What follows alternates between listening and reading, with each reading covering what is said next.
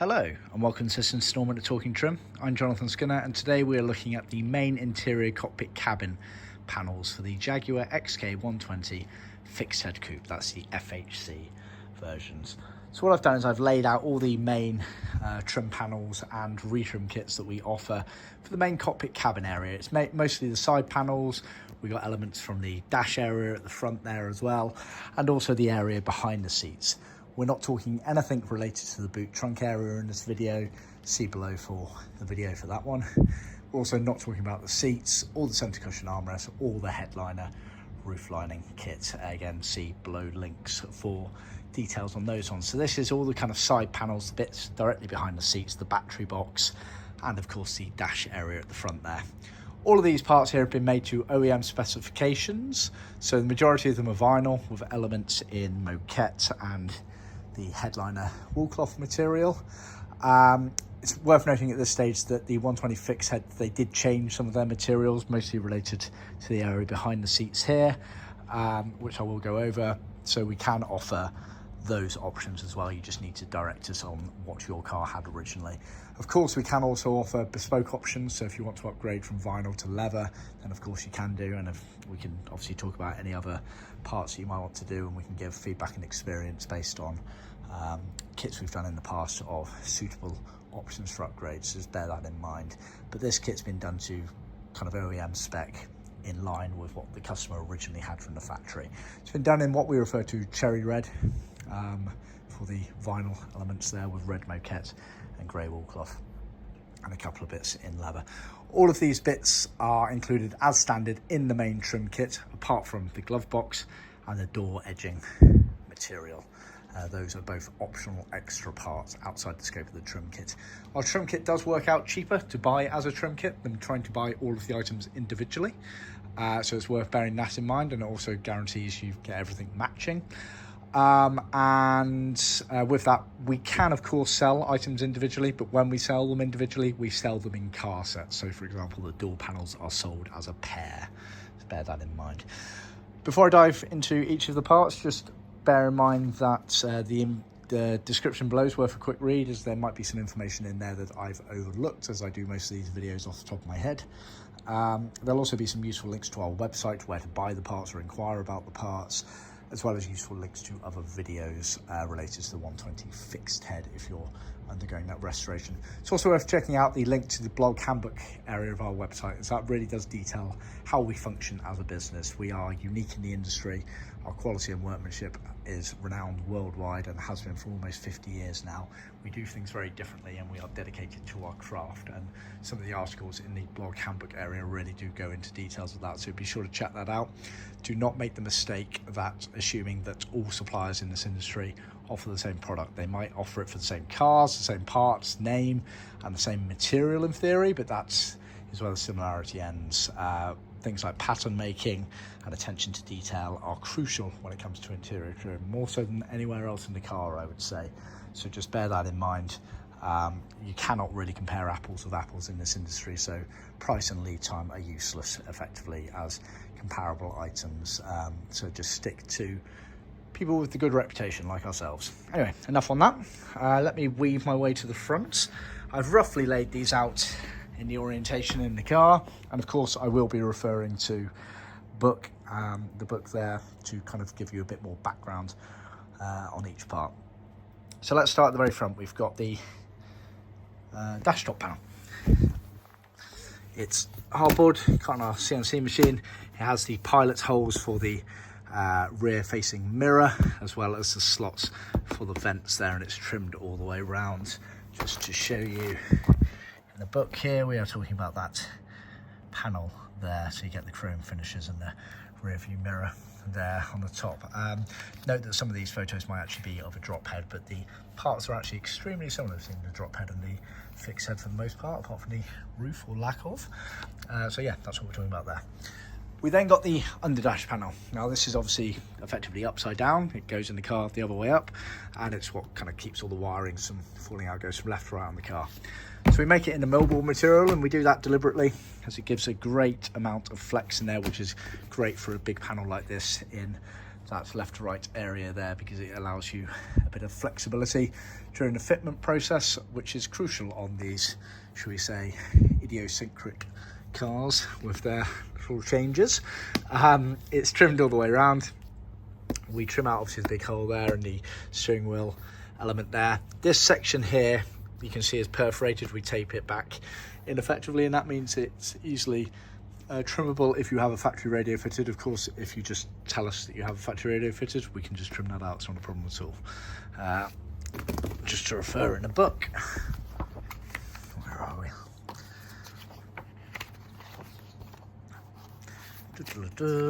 He says, yeah, okay, so near enough. This is possibly of a roadster, but the underdash panel's effectively the same. So it's this section underneath here.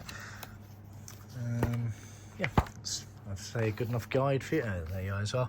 So you can see as well, yeah, that's the cutaway in the middle there. But good for the curve, because it can curve down effectively there. So that's why we use that material there. Then we have got the glove box. Now the glove box originally on the fixed heads were a metal material. We can offer it in millboard, flocked in green as per original specification. Of course, if you have your original aluminium one, then we can offer some green flocked paper to reline that if you need. So just bear that in mind. Like I said earlier, that is an optional extra there. Going on to the sort of side panel areas, you've got the A-posts and you've got the A-post triangles. So we'll start with the triangles. So ours a material cut to a shape, and they are to retrim these sort of triangle support brackets that went out from the A-post footwell area. So you get a pair of those. You then get the A-post footwell panels. Look on the back there. So some cars didn't have the hole cut out for the air vent on the side of the car, but the majority of them did. So again, just let us know. But they're millboard material, which again is crucial for these sorts of ones, because it allows that bend and flex, which is crucial for those A-post panels there. But effectively trimmed all the way around, apart from the bottom edge, which is done deliberately to allow you to tuck underneath the adjacent felt and carpet, and thus create a nice seamless finish between where the side panel ends and the carpet starts. There we are. That's albeit a raggedy one, but that's the A-post panel there, and you can see how it kind of curves up, which is why the millboard material is fantastic. Other suppliers out there sometimes use plywood, which is far too rigid in our opinion. So you've got the A-post panels there. We've now got the what we refer to as the door rating material, but it kind of goes around to elements of the door and A-post, etc. Not sure if I've got any. Again, it's a roadster, so it's not exactly the same, but it's this sort of section here that goes down there. So that again is an optional extra, and it's the snap-on type there, so it's got the metal in the middle and you snap around there. Optional extra. Door panels. Now, worth noting on the door panels for the fixed head that some of them had a pocket flap, others did not. This car, or rather this customer's car, did not have pocket flaps on them, so we have not trimmed pocket flaps on them. But if we look at the back of this one here, you can see the slots here, which we've just taped up, mostly to remind our trimmer not to cut them during trimming process there. But effectively that's where the pocket flap would go. We can of course offer the pocket flap, and have done for many other cars. Hardboard again, 2.55mm, special thickness, suitable for classic cars and marine, etc. Usage. Has this flap along the top, same contents as the bottom of the A-post. It allows you to tuck it underneath the wooden door top element there. We also float over this section here, which is where the latch goes at the back there. We find that it gives you a bit more flexibility during the fitment process to float over, and so you can allow the relevant cuts, etc., relevant to the fitment on your car and the metalwork on your car. We like to try and do things as accurately as possible, but also keep within certain parameters, because we know these cars are fairly inconsistently made compared to modern day techniques that we use. So a lot of these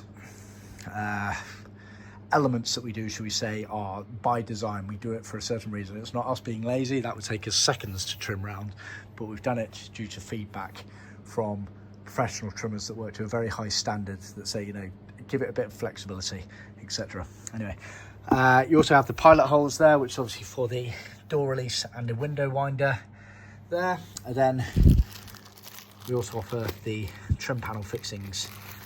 So all the main trim panels in place with screws and washers. This is obviously not the correct amount. I've just got a bag of each. So you get screws and washers, and those are the posi screws and washers, which is the correct version for this era. And then you get the studs, effectively 3-piece, that go around there, so for the relevant bits there. So that's the door panels. And then behind the door panels you have the quarter panels, or B-post panels. They are trimmed metal, trimmed all the way around, and they sit, you can just about make, so we're talking about that panel there, not sure you're going to get a clearer view than that, unfortunately. Try and get the glare off it. Yeah, not a great view on that one, I'm afraid. A bit dark, but yeah, they're the B-post panels directly. You can just see the corner of it there, behind the door panel there. So you get a pair of those.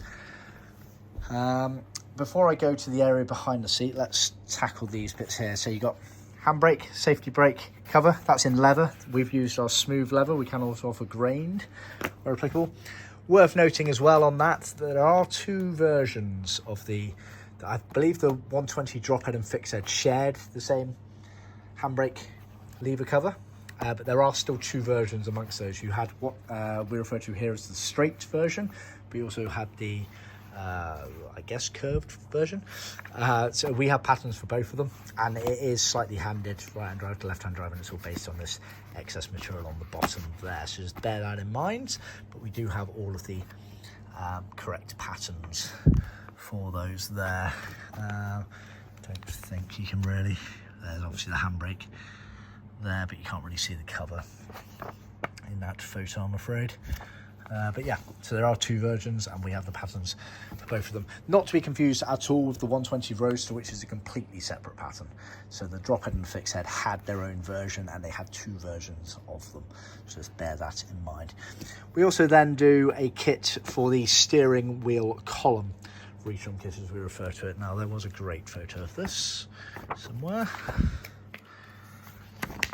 Yeah, you can kind of see it there. But there we are, perfect.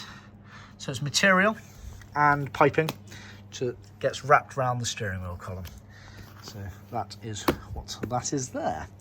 Right, moving to the area kind of behind the seats, which is all of this stuff here. We'll start with the lower bulkhead. The lower bulkhead is the bit that's the kind of kickboard directly behind the seats on the floor.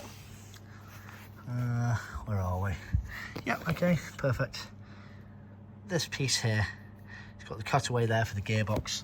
You can just about see it there, where below that line there. Now, this is one of the pieces that materials changed. Vinyl for some cars, carpet for other ones, and Moquette for other ones, as far as our records show.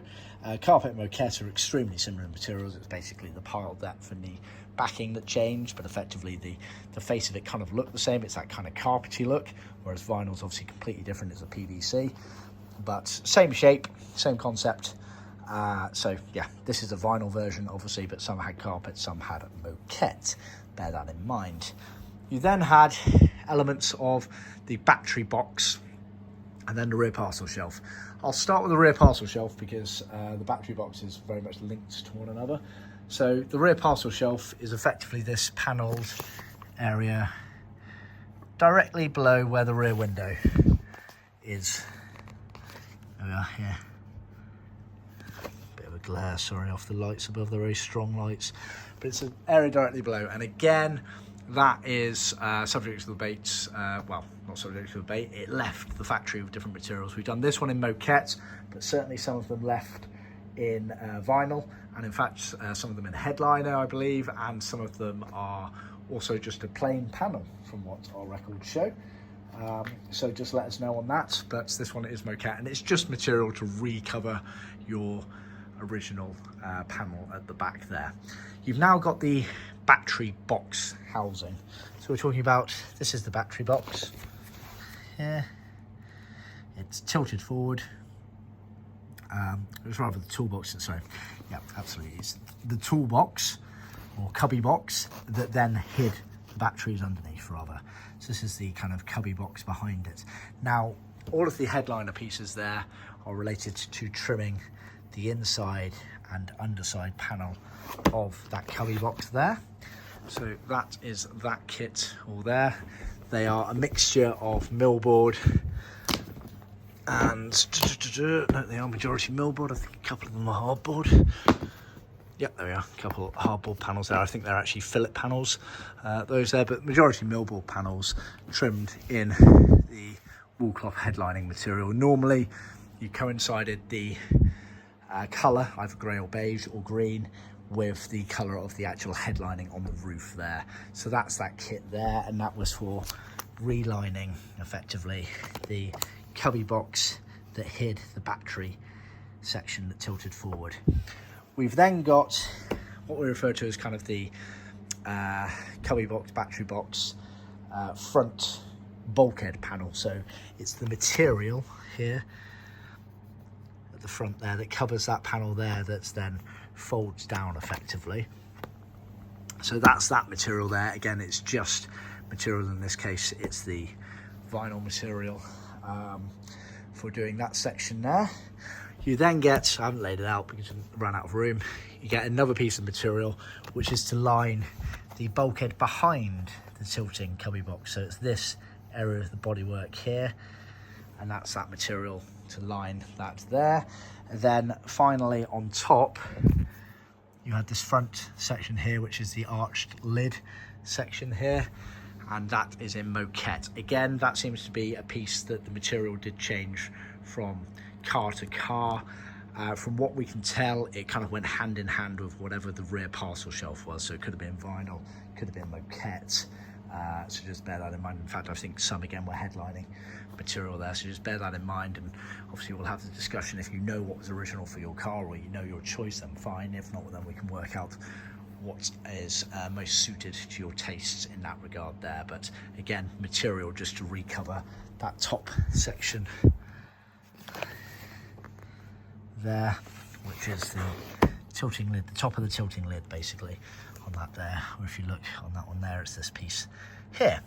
And then last but not least, I think this is the final part, you have the leather tab, which is, you can just about make it out there. That's the leather tab, or just the leather tab there. Now, leather, again, we've done it in smooth to match up with the gentleman's handbrake, seats and centre cushion armrest. We can obviously offer grain. We also massively oversize them in terms of their length. We find it's easier to make it bigger. You can tuck it in, tack it down how best you want, and then trim off any excess if you want there, but we prefer to effectively oversupply. And it's a very rigid style that we've done there. It's a doubled up thickness leather to make it robust. So that's that tab there. So yeah, I think I've covered that. Kept it just shy of 20 minutes. Apologies for the length on that one, but I like to try and go into as much detail as possible whilst also trying to keep it coherent and brief. So I hope you found it useful. Please remember to like, subscribe and share with other classic car enthusiasts. Of course, check out the description below and other links to other videos. I look forward to hearing from you if you are in the process of restoring your XK120 fixed head, and be sure to tune in next time. Thanks very much. Bye.